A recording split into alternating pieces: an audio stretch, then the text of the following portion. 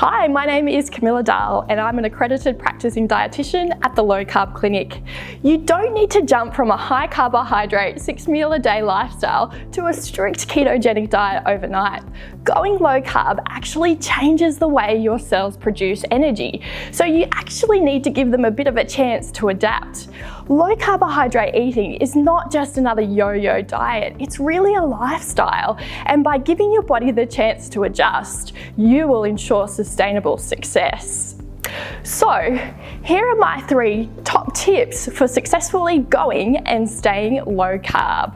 First, don't try to restrict calories. Allow yourself to eat healthy fats, moderate protein, and low carb to satiety. Your long-term success will come from natural appetite regulation promoted by healthy fat intake rather than calorie counting. It probably won't come as a surprise that sugar and processed carbohydrates are very easy to overeat on, but you will find this much more difficult to do with fats and proteins, which tend to be much more filling. Second, focus on whole unprocessed foods. A very easy way to avoid carbohydrates and sugar is simply to avoid anything that comes in a packet, especially the packets covered in advertising and health claims. Whole foods are more likely to give you a chance to feel full, and you'll need to chew them as they often contain higher water and fiber content.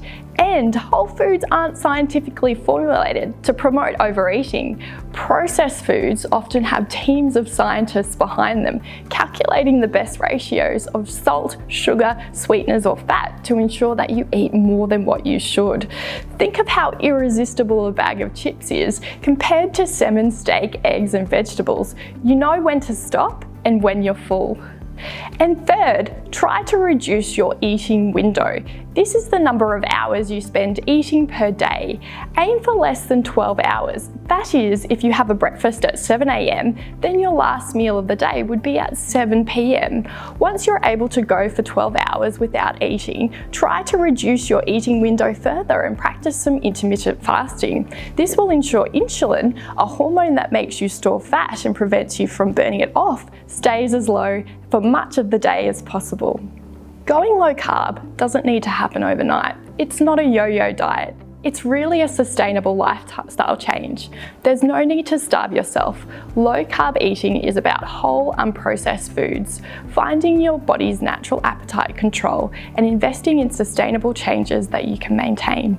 The goal is lifelong health, not just weight loss. Thanks so much for listening. I'm Camilla Dahl from the Low Carb Clinic, and for more information, check out thelowcarbclinic.com.